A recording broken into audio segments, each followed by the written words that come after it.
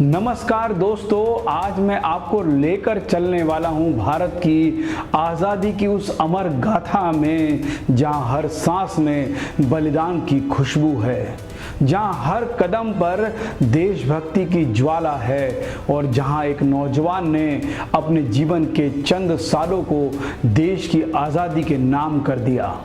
वो नौजवान जिसने अपने लहू से भारत माता के आंचल को सींचा और बन गया शहीद आजम भगत सिंह।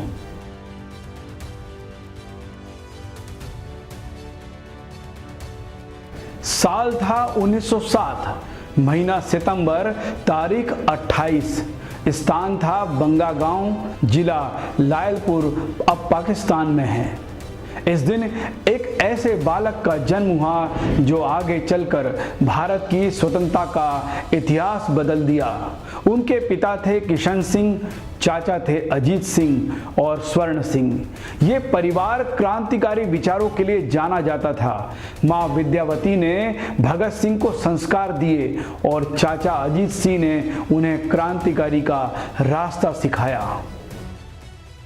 भगत सिंह बचपन से ही देशभक्ति के बीजों से पल्लवित हुए। कहा जाता है जब वे छोटे थे अपने खेत से मिट्टी भरकर लाते और कहते, ये मेरी धरती है, इसे आजाद कराना है। दोस्तों, साल था 1919। अमृतसर का जलियांवाला बाग, हजारों निर्दोष लोग इकट्ठा थे। जनरल डायर ने गोलियां चलवाई, सैकड़ों लोग शहीद हो गए। जब ये खबर नन्हे भगत सिंह पर पहुंची तो वह स्कूल से भागकर अमृतसर पहुंचे। उन्होंने शहीदों की खून से सनी मिट्टी उठाकर अपनी जेब में रख ली। उस पल उन्होंने ठान लिया, अब मुझे अपनी मातृभूमि को आजाद कराना ही है।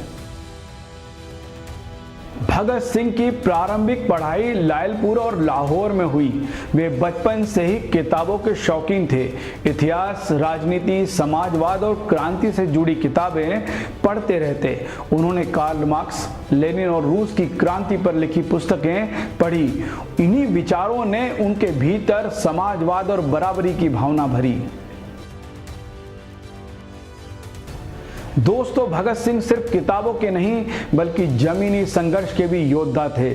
उन्होंने नौजवान भारत सभा बनाई जिसका उद्देश्य था युवाओं को स्वतंत्रता आंदोलन से जोड़ना। इसके साथ ही उन्होंने हिंदुस्तान सोशलिस्ट रिपब्लिक एसोसिएशन से भी जुड़कर कई बड़े क्रांतिकारी कदम उठाए। साल था 1928। साइमन कमीशन भारत आया। पूरा देश साइमन कमीशन के विरोध में गो बैक साइमन के नारे से गूंज उठा। लाहौर में इस विरोध प्रदर्शन का नेतृत्व लाला लाजपत राय कर रहे थे।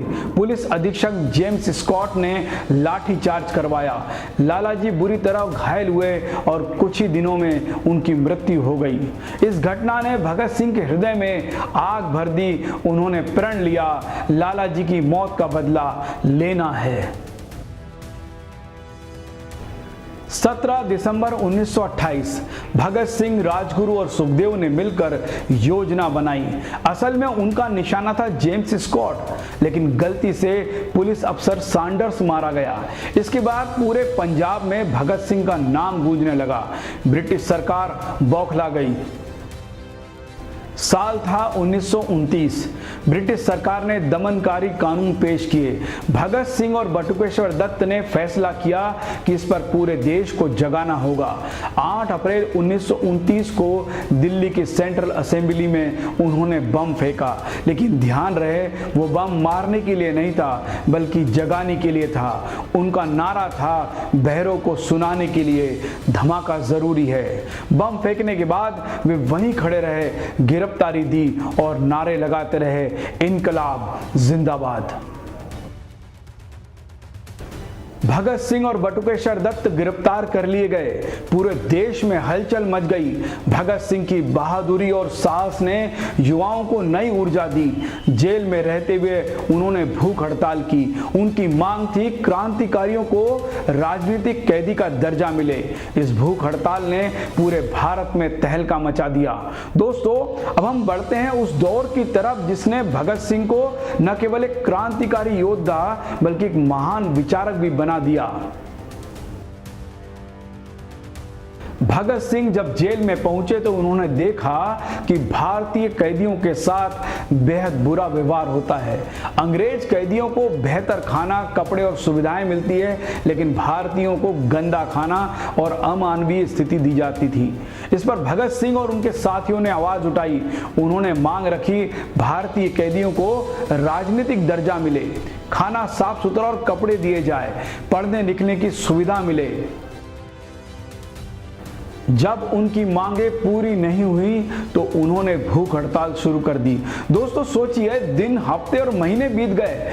भगत सिंह और उनके साथियों ने 60 से 63 दिन तक भूख हड़ताल की। पूरा भारत कांप उठा। लोग जेल से बाहर इकट्ठा होने लगे। अखबारों में भगत सिंह की खबरें छपने लगी। भगत सिंह सिर्फ बंदूक और बम के प्रतीक नहीं थे, वे एक महान लेखक और चिंतक भी थे। जेल में रहते हुए उन्होंने कई लेख लिखे। उनके लेखों में आज़ादी, समाजवाद और समानता की गहरी समझ झलकती है। उन्होंने लिखा, क्रांति की तलवार विचारों की शार्पनिंग स्टोन से तेज होती है। उनका मानना था कि आज़ादी सिर्फ अंग्रेजों से मुक्ति नहीं, बल्कि समाज में हर तरह के अन्याय और शोषण से भी मुक्ति होनी चाहिए। दोस्तों, अब आता है वह मुकदमा जो भारत के इतिहास का सबसे बड़ा राजनीतिक मुकदमा माना जाता है, लाहौर षड्यंत्र केस। इसमें भगत सिंह, राजगुरु और सुखदेव पर सैंडर्स हत्या और उनके षड्यंत्र का आरोप लगाया गया। ब्रिटिश सरकार चाहती थी कि उन्हें किसी भी हाल में फांसी दी जाए। मुकदमा चलता रहा, लेकिन भगत सिंह ने हर सुनवाई को देशभक्ति का मंच बना दिया। वे अदालत में नारे लगाते रहे, इनकलाब जिंदाबाद, साम्राज्यवाद मुर्दाबाद। उनकी बहादुरी, उनकी भूख हड़ताल, उनके विचारों ने पूरे देश में क्रांति की लहर पैदा कर दी। गांव-गांव, शहर-शहर लोग भगत सिंह का नाम लेने लगे। युवा उन्हें अपना आदर्श मानने लगे।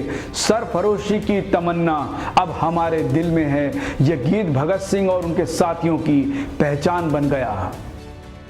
7 अक्टूबर 1930 को अदालत ने निर्णय दिया, भगत सिंह, राजगुरु और सुखदेव को फांसी की सजा। पूरा देश स्तब्ध रह गया। लोगों ने अपील की कि सजा माफ कर दी जाए, लेकिन अंग्रेज सरकार अड़ी रही। भगत सिंह ने कहा, हमें फांसी का फैसला मंजूर है, हम मरेंगे तो और भी नौजवान उठ खड़े होंगे।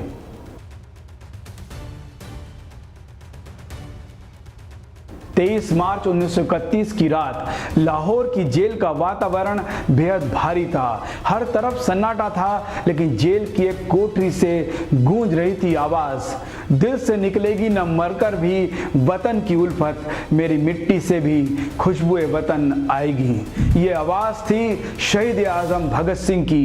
ये गाना गा रहे थे, मुस्कुरा रहे थे, जिसे मौत से दोस्ती कर ली हो।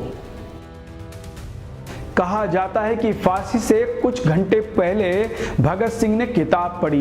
वो रूस के महान क्रांतिकारी पर लिखी किताब पढ़ रहे थे। जब जेलर उन्हें लेने आए तो उन्होंने कहा, रुको, एक क्रांतिकारी दूसरे क्रांतिकारी से मिल रहा है। इतना कहकर उन्होंने किताब बंद की और चल पड़े मौत के दरवाजे की ओर। 23 मार्च 1931 शाम के करीब 7:30 जेल के गुप्त हिस्से में फांसी का मंच तैयार था। भगत सिंह, राजगुरु और सुखदेव मुस्कुराते हुए वहां पहुंचे। उनकी आंखों में डर नहीं बल्कि गर्व था। उन्होंने एक दूसरे को गले लगाया, ऊंची आवाज में नारा लगाया, इनकलाब जिंदाबाद, हिंदुस्तान जिंदाबाद। और फिर तीनों नौजवान फांसी के फंदे को चूमते हुए जैसे वीर अपने जीत का ताज पहनता हो।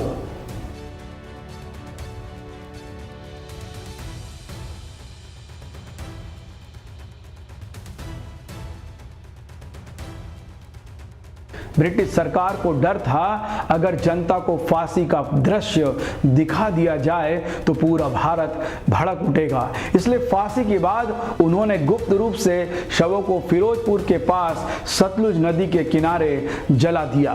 लेकिन दोस्तों, सच्चाई कभी छुप नहीं सकती। लोगों को पता चल गया तो हजारों लोग नदी के किनारे इकट्ठे हो गए और शहीद की राख को अपने माथे पर लाकर कसम खाई कि कुर्बानी व्यर्थ नहीं जाएगी। दोस्तों, भगत सिंह का नाम सिर्फ एक क्रांतिकारी का नाम नहीं है, ये नाम है साहस का, बलिदान का और सबसे बढ़कर विचारों का। उनकी सोच आज भी हमें राह दिखाती है। उन्होंने हमें सिखाया कि आज़ादी का मतलब सिर्फ सत्ता बदलना नहीं बल्कि एक न्यायपूर्ण समाज भी बनाना है। जय भारत।